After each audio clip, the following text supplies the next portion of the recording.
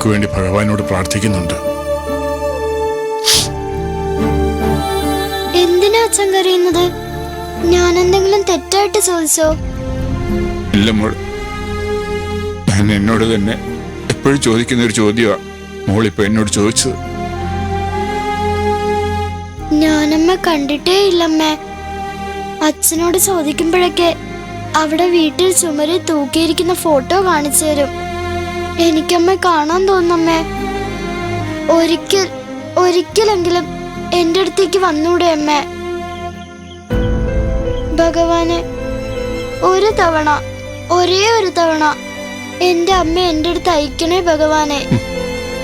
എനിക്കെന്റെ അമ്മ വേണം. എന്നെ ഇങ്ങനെ അമ്മയില്ലാത്തവളാക്കല്ലേ ഭഗവാനെ. ഞാനൊരു പാവം കുട്ടിയാ ഭഗവാനെ.